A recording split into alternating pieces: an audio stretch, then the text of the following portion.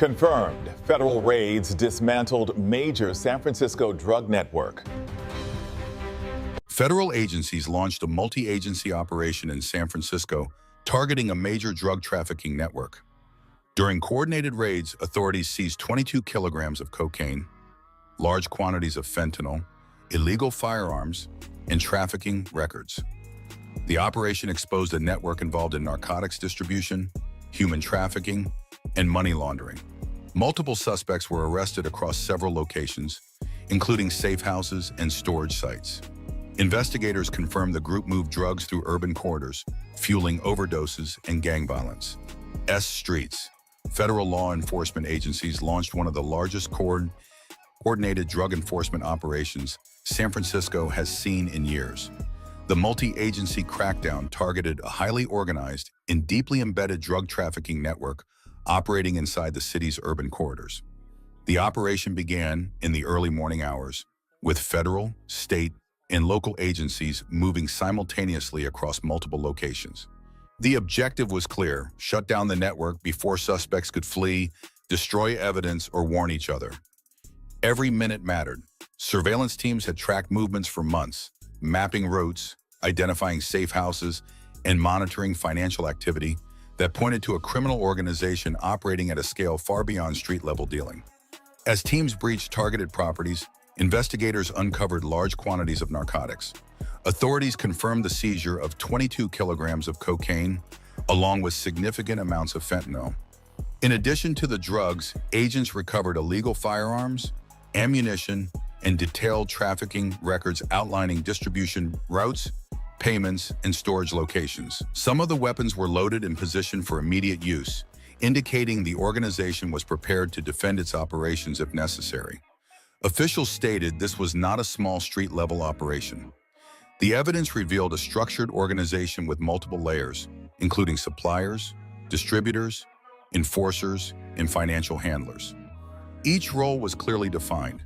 Couriers moved narcotics between locations under strict instructions. Enforcers ensured compliance, protected shipments, and deterred interference. Financial operators managed cash flow, concealed profits, and ensured money could move without triggering alerts. The network relied heavily on safe houses and hidden storage sites. Some locations appeared to be ordinary residences or small businesses, blending into surrounding neighborhoods without drawing attention. Others were modified internally to hide drugs behind false walls, beneath floors, or inside concealed compartments. Investigators described the operation as highly disciplined, with strict access controls and compartmentalized knowledge to reduce exposure if any single location was compromised.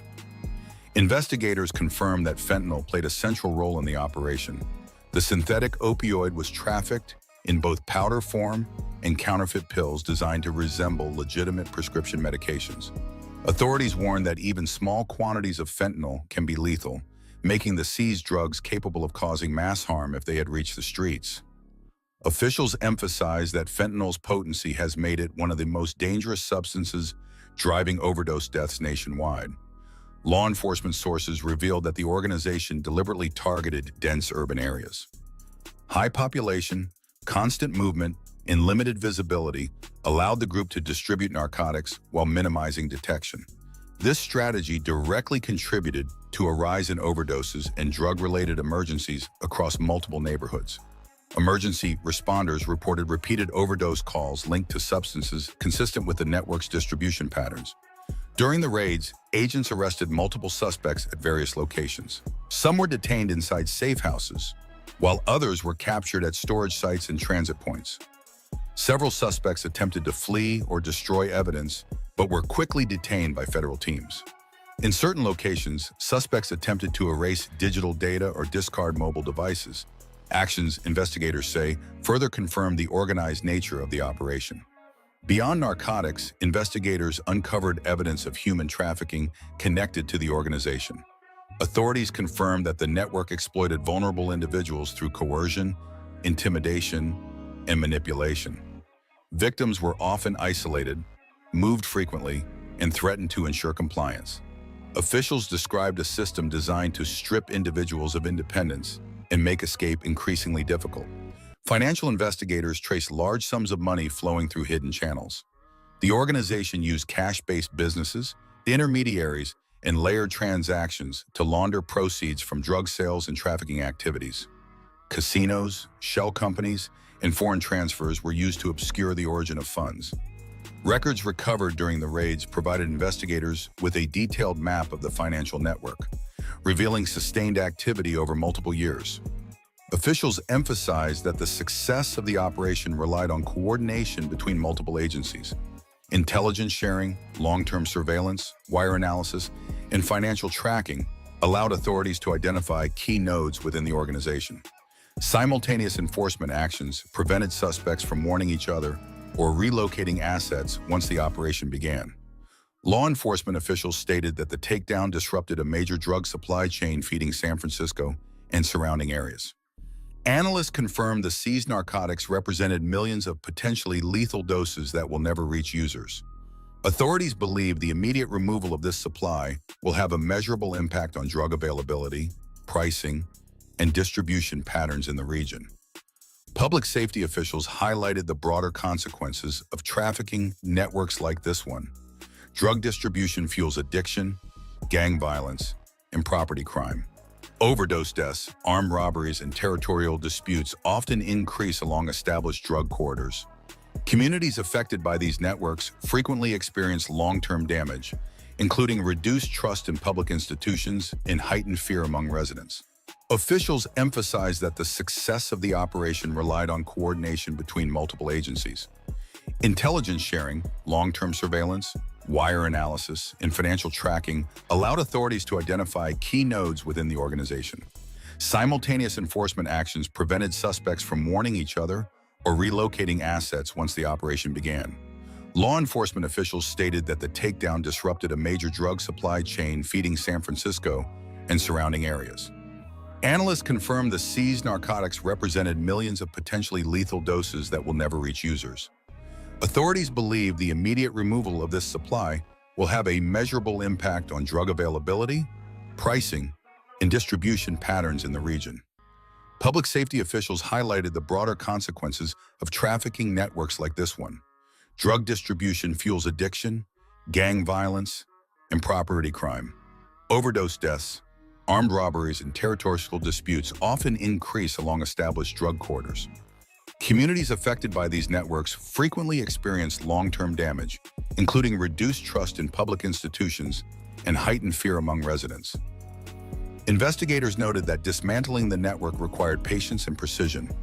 Rather than focusing on individual street dealers, authorities deliberately aimed higher, targeting leadership figures, logistical coordinators, and financial controllers who kept the organization functioning.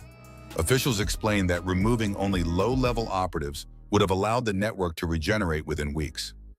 By attacking command, supply, and money flow at the same time, investigators weakened the structure in a way that made rapid replacement impossible. This approach required months of surveillance and analysis. Agents tracked communication patterns, monitored financial anomalies, and mapped relationships between suspects to identify decision-makers rather than expendable intermediaries. Each arrest was timed to preserve the integrity of the broader investigation. Officials described the strategy as surgical, designed to collapse the organization inward rather than scatter it outward. Authorities confirmed that the investigation remains active and ongoing. Analysts continue to examine seized records, encrypted communications, digital devices, and financial documents recovered during the raids. Thousands of messages, transaction logs, and location histories are being reviewed to identify additional participants in undisclosed assets. Officials believe the arrests made so far represent only a portion of the network's full reach. Investigators have also identified indicators suggesting the organization maintained connections beyond city limits. Movement patterns, financial transfers, and communication data point toward regional and potentially international links. Authorities stated that understanding these connections is critical to preventing displaced elements of the network from resurfacing under new leadership or relocating operations elsewhere. Federal prosecutors are preparing a comprehensive set of charges related to drug trafficking, conspiracy, firearms violations, money laundering, and human trafficking. Legal teams are assembling cases designed to withstand long-term judicial scrutiny. Prosecutors emphasize that the volume, consistency, and quality of evidence significantly strengthen the likelihood of sustained prosecutions and lengthy prison sentences. Sentencing guidelines suggest that several defendants could face decades of incarceration if convicted. Prosecutors stated that this reflects not only the scale of the criminal activity, but also the level of organization and harm inflicted on communities. Authorities described the case as one of the most extensive criminal prosecutions currently developing in the region. Officials stressed that operations of this magnitude send a clear and necessary message. Cities will be identified, dismantled, and prosecuted using every available legal tool. Organizational complexity, financial resources, and intimidation tactics will not shield criminal enterprises from accountability. Law enforcement leaders emphasize that the case underscores a broader enforcement philosophy. Criminal networks thrive when they believe systems can be exploited or overwhelmed. Breaking that perception is as important as removing drugs from the streets. Officials stated that visibility of enforcement outcomes plays a key role in deterrence. As the city absorbs the impact of the raids, investigators continue working to ensure the network cannot reestablish itself. Properties linked to the organization are being seized or placed under review. Financial accounts are frozen. Licensing records are audited. Authorities are systematically removing the infrastructure that allowed the network to operate undetected for extended periods. Public safety officials reiterated that preventing future harm remains the central objective. Removing dangerous substances from circulation reduces overdoses. Disrupting trafficking corridors lowers associated violence. Protecting vulnerable individuals weakens the human cost exploited by organized crime. Each component, officials said, contributes to restoring stability within affected communities. Law enforcement leaders acknowledge that no single operation can eliminate drug trafficking entirely. However, dismantling major supply chains significantly reduces availability, violence, and loss of life. Authorities stated that the cumulative impact of sustained enforcement actions creates conditions where rebuilding becomes increasingly difficult and costly for criminal organizations. Officials added that sustained pressure will be essential moving forward. Continued cooperation between federal, state, and local agencies allows intelligence to flow quickly and enforcement actions to remain adaptive. Community engagement also plays a critical role, rebuilding trust and encouraging reporting in neighborhoods previously silenced by fear or intimidation. The case stands as a clear example of how coordinated enforcement, detailed intelligence work, and long-term investigation can expose and dismantle criminal organizations operating in plain sight. Investigators noted that patience, rather than speed, proved decisive in identifying the network's true structure and vulnerabilities. In the aftermath of the operation, agencies are conducting extensive internal reviews designed not only to document success, but to identify weaknesses, delays, and missed signals that allowed the network to operate for as long as it did. These reviews examine every phase of the investigation, from the first intelligence indicators to the execution of coordinated raids. Officials said the goal is institutional learning, ensuring future operations move faster, strike smarter, and disrupt criminal networks before they reach similar scale. These evaluations focus heavily on strengthening interagency coordination. Investigators are analyzing how information flowed between federal, state, and local partners, where bottlenecks occurred, and how intelligence sharing can be accelerated without compromising accuracy. Refining investigative techniques, particularly in financial tracking and digital surveillance, has become a priority as criminal organizations increasingly rely on encrypted communication and complex money laundering structures. DHS storms a data center. Millions of Americans secretly tracked. Inside a private data center, federal agents discovered servers quietly collecting location data, calls, and online activity of millions of unsuspecting Americans. What they found exposed a secret surveillance operation hiding in plain sight. At 2:13 a.m., the servers were still running. Rows of machines hummed inside a privately owned data center on the outskirts of a major American city, processing location data, call metadata, browsing behavior, and movement patterns in real time. No one inside believed they were doing anything illegal. They were wrong. Within minutes, Department of Homeland Security agents would breach the facility, cut encrypted uplinks, and seize hardware that had quietly logged the daily lives of millions of Americans, without warrants, without consent, and without public knowledge. This was not a foreign intelligence operation. This surveillance was domestic, and it was hidden in plain sight, the invisible infrastructure. Modern surveillance does not begin with cameras mounted on street corners or agents watching from unmarked vehicles. It begins quietly, invisibly, embedded in the systems people rely on every day. It begins with infrastructure. Every phone ping that updates a location, every credit card swipe recorded by a payment processor, every application permission accepted without being read. Together, these fragments form a detailed map of daily life. Most Americans believe this information is fragmented, scattered across corporations, anonymized, protected by policy, and restricted by law. They assume no single entity can see the full picture. That belief depends on trust. Trust that private companies respect legal boundaries.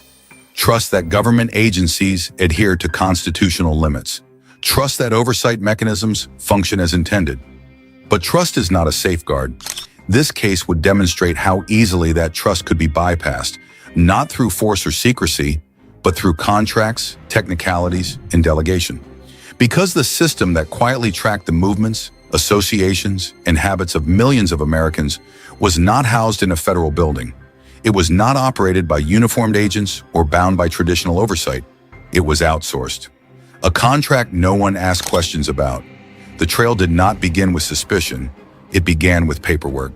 During a routine Department of Homeland Security procurement audit, a mid-level compliance analyst noticed a discrepancy that seemed minor at first glance. One contractor's billing volume had nearly tripled over 18 months. There had been no public expansion of mission scope, no congressional authorization, no announced national emergency. Yet the payments continued. The company described itself as a data analytics and threat mapping solutions provider. The language was deliberately broad, technically accurate, but operationally opaque. Oversight was minimal. Layered subcontracting agreements obscured responsibility and diluted accountability.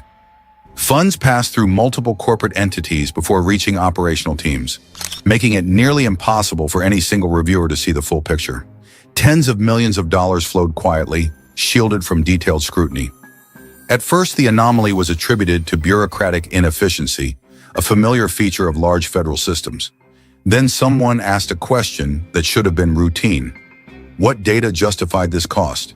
There was no clear answer. The whistleblower. The case did not unravel through software analysis or automated alerts. It unraveled through fear.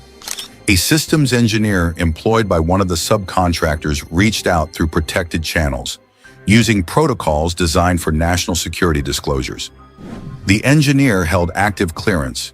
They had signed strict non-disclosure agreements. They understood the legal and professional consequences of speaking out. But they also understood the system they were maintaining. According to the whistleblower, the data center was not simply analyzing threat indicators or modeling hypothetical risks. It was ingesting raw, unfiltered data streams at massive scale. Cell phone location histories were collected continuously. Social media metadata was scraped and indexed. Financial transaction timestamps revealed movement patterns. Vehicle location data was pulled from private toll systems and license plate databases. None of it was anonymized. Every data point was linked, indexed, and preserved. The system allowed analysts to reconstruct past movements, associations, and routines with alarming precision. And there were no warrants, the legal gray zone. The operation survived not by breaking the law outright, but by exploiting its margins. Private companies are not bound by the Fourth Amendment in the same manner as government agencies.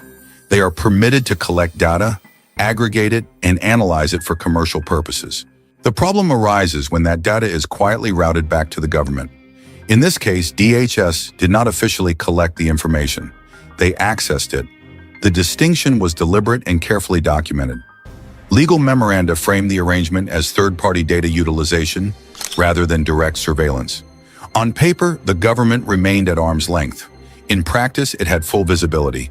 This legal gray zone allowed mass surveillance to operate beneath the threshold of constitutional challenge, shielded by technical definitions rather than democratic consent. until scrutiny arrived. Following the data flows, investigators shifted their focus from contracts to networks. Cyber forensic teams traced outbound traffic from the data center. Encrypted channels connected continuously to multiple government endpoints, some classified, others unremarkable on the surface. Data moved without interruption. There were no apparent filters limiting scope, no targeting parameters, no minimization protocols to discard irrelevant information. The system did not distinguish between suspects and civilians. It did not ask who someone was. It tracked where they went, who they met, how often they returned, and how their patterns changed over time. This was not reactive intelligence gathering. It was persistent mapping. Millions of Americans had become data points without their knowledge, their consent, or any judicial oversight. Political entanglements. As financial records were examined more closely, the story deepened. The parent contractor had made substantial political donations across multiple election cycles. Senior executives held advisory roles in policy groups. Former government officials moved effortlessly between public office and private sector leadership. This was not coincidence. It was an ecosystem. The surveillance program did not operate in isolation. It operated within a network of influence that insulated it from scrutiny and discouraged inquiry. Oversight committees received briefings that emphasized national security necessity while omitting operational detail. Audit requests were delayed or redirected. Internal warnings were softened before reaching decision-makers. No one wanted to ask the question that would force accountability, because asking it would expose how deeply the system had already embedded itself. When DHS realized it had lost control, the moment of reckoning came during an internal DHS review. Analysts discovered that the contractor retained copies of datasets that were supposed to be ephemeral. Data was being archived indefinitely. In some cases, profiles extended back years. This was no longer intelligence support. It was a shadow archive of civilian life. DHS leadership faced a choice: shut it down quietly or intervene decisively. They chose the latter, authorizing the raid. Raiding a data center tied to government contracts is not routine. The legal approvals were extensive: federal warrants, interagency coordination across multiple departments, cyber forensics teams on standby, operational protocols rehearsed repeatedly. The operation was classified, not to protect secrets, but to prevent interference or inadvertent destruction of critical evidence. If word leaked, servers could be wiped remotely within seconds. Time and precision mattered. The night of the operation, the raid occurred before dawn. Agents secured network access points first, isolating the facility from external control. Power was stabilized, not cut. Data integrity mattered more than disruption. Engineers were detained, but not arrested. No one resisted. Most were stunned. They had believed the operation was legal. Some whispered disbelief, realizing the scale of what had been under their hands for years, what the servers held. Inside the data center, investigators found what the whistleblower had described: petabytes of data, indexed by individual identifiers, search tools that allowed queries by name, phone number, location radius, or association network, historical movement timelines, contact frequency maps, predictive models estimating future behavior. This was not counterterrorism. This was population-level surveillance, the absence of warrants. The most damaging discovery was procedural. There were no individualized warrants, no court orders, no FISA authorizations tied to the majority of records. Instead, legal memos justified access under third-party data acquisition. The justification collapsed under scrutiny, because aggregation changes the nature of surveillance. At scale, it becomes intrusion. Who was targeted? There was no single target group. Activists appeared in the data: journalists, immigration lawyers, political donors, ordinary citizens with no criminal history. The system did not discriminate. It recorded everything. That was the point. Internal damage control. Within days, statements were drafted, carefully worded, technically accurate, strategically incomplete. DHS acknowledged data management concerns. The contractor claimed miscommunication. No one said the word illegal, but systems were shut down, access keys revoked, servers seized. The silence that followed was intentional. The cases that never happened. Prosecutors faced a dilemma. Charging the contractors risked exposing classified methodologies. Charging government officials risked constitutional crisis. So the response was muted. Administrative leave, contract termination, policy reviews, no dramatic arrests, no televised accountability. The system corrected itself quietly. What this raid really meant. This was not about one data center. It was about a method. Outsourcing surveillance, privatizing accountability, avoiding constitutional limits through technicalities. The raid exposed how easily citizens' rights can be bypassed when oversight lags dangerously behind rapidly evolving technology. It revealed a system where secrecy and efficiency outweighed transparency, and where personal freedoms were quietly traded for convenience and control. The public never knew the full story. Most Americans never learned the scale of what had been taken. They were told safeguards existed. They were told reforms were underway. They were not told their lives had already been indexed and quietly archived, leaving an invisible record of every action, decision, and connection, stored without their knowledge, without consent, and without accountability. Final reflection. Surveillance no longer needs uniforms. It does not announce itself. It operates through contracts, code, and plausible deniability. The question is not whether technology can track us. It already does. The question is whether anyone is still watching the people who run the system. If this story unsettled you, it should, because the most powerful systems in modern society operate without noise and without scrutiny. If you believe transparency matters, if you believe privacy is not obsolete, if you believe accountability should extend beyond press releases, subscribe, share this story, stay informed, because the next data center is already online, and this time, no one may knock at the door. At 4:32 a.m. in Los Angeles, a massive multi-agency federal operation was launched as the DEA, FBI, and ICE targeted a Sinaloa-run network known as Project Solaris. Agents seized 3.4 tons of narcotics, $19.4 million in cash, and several encrypted hard drives pointing to a major political corruption scheme. According to federal analysts, the evidence exposed governor-level involvement, 112 compromised state officials, and more than $410 million in laundered cartel funds. Authorities say this may be the largest political cartel infiltration ever uncovered on U.S. soil. The investigation is still on at 4:32 a.m. Los Angeles lay cloaked in a dense, chilling marine fog. The city's familiar rhythms, the neon glow bouncing off rain-slick streets, the distant hum of traffic, the intermittent wail of sirens, were abruptly shattered when the first flashbang detonated. In a single heartbeat, the streets transformed from quiet pre-dawn calm into a war zone. Federal teams from the DEA, FBI, and ICE moved with military precision, hitting multiple locations simultaneously. Targets included high-stakes casinos, cartel-run bars, warehouses, and even political offices, all linked to a criminal network hidden in plain sight for years. This was not merely another cartel raid.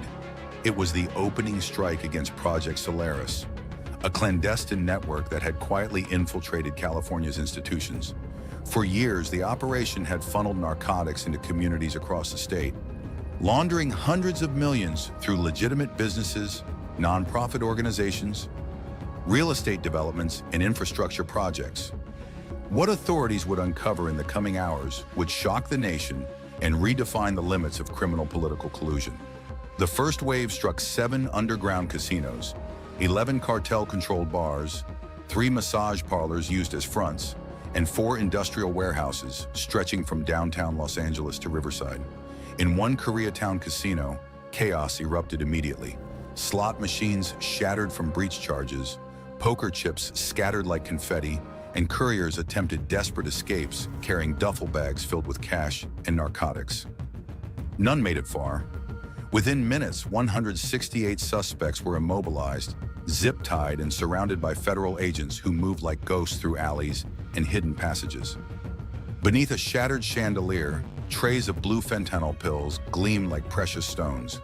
Across multiple sites, authorities confiscated 320 kilograms of cocaine, 1.2 tons of methamphetamine, 840,000 fentanyl pills, and $19.4 million in cash. But the most astonishing discovery lay beneath the hardwood floor of a private gambling suite. Two small steel boxes containing encrypted hard drives. These were not ordinary financial records. They contained a blueprint of corruption and criminal activity that reached the highest levels of California's political leadership.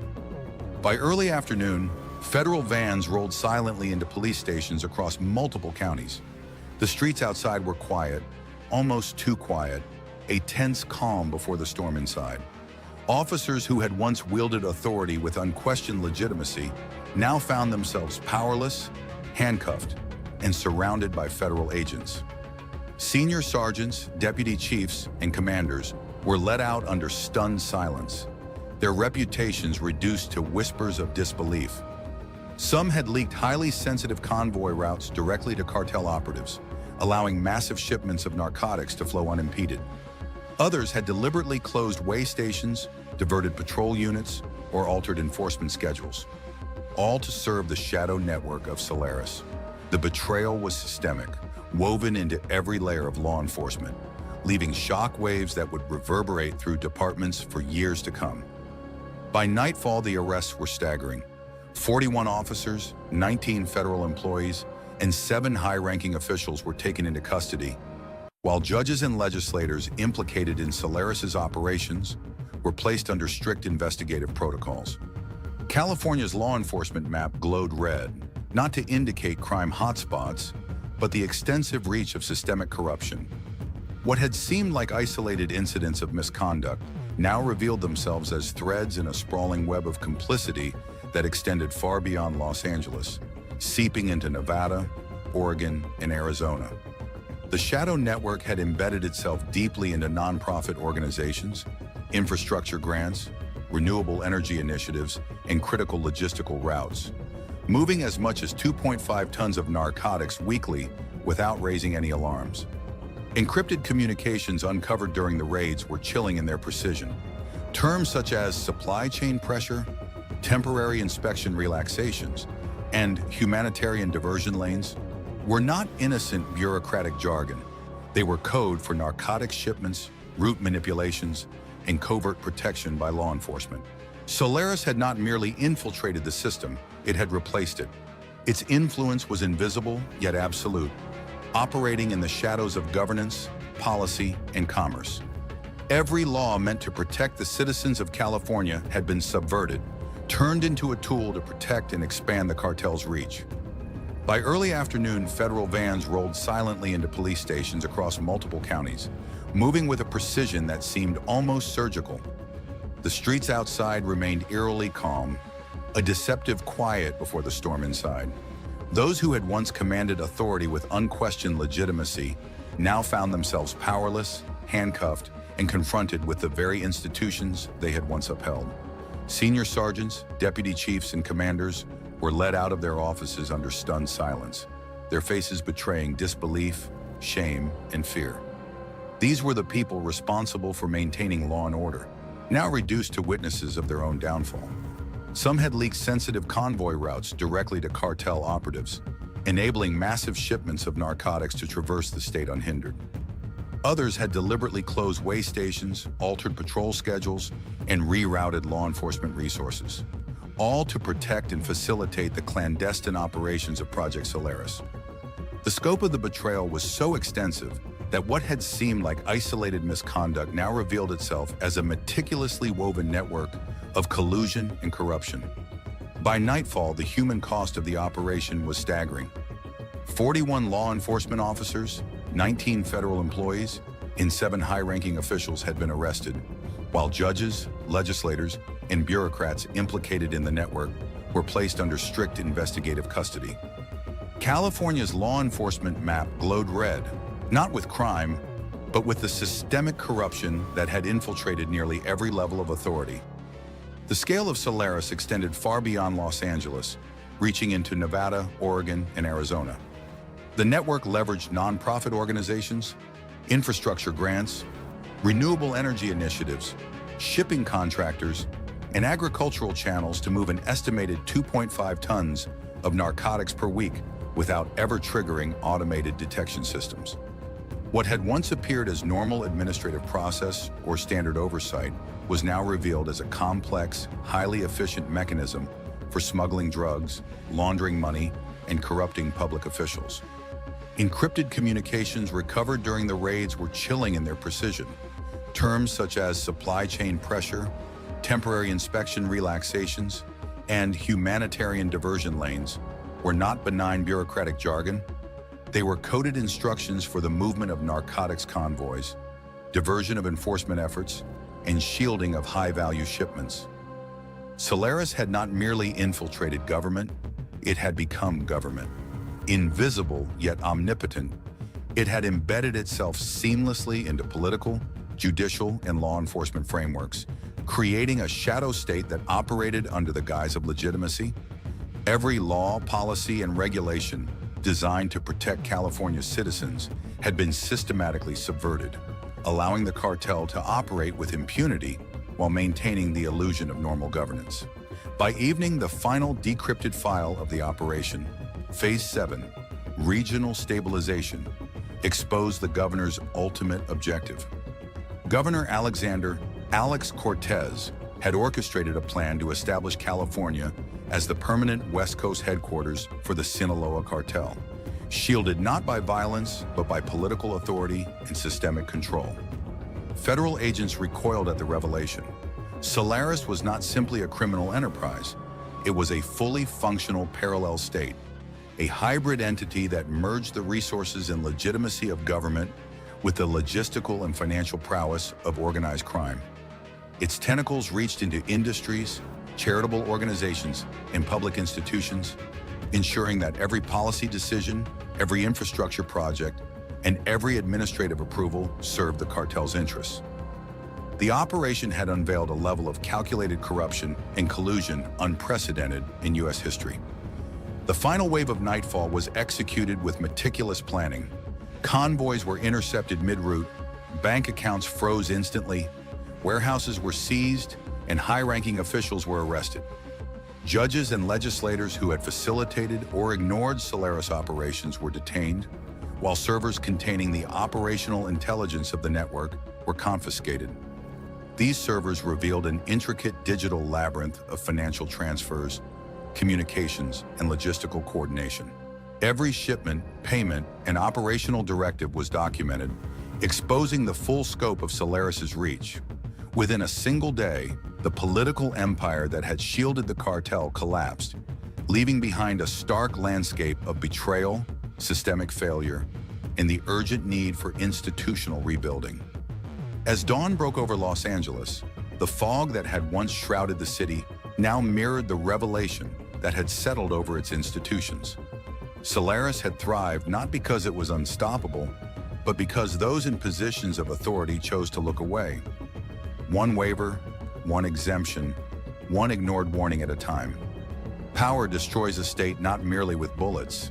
It destroys it with silence, complacency, and complicity.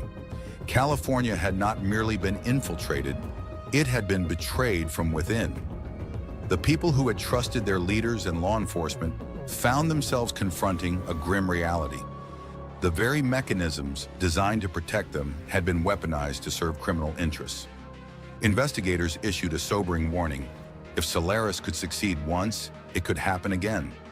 Exposure, transparency, and vigilant oversight remain the only bulwark against corruption embedded in power. The operation had not only dismantled a criminal network, but had also exposed fundamental weaknesses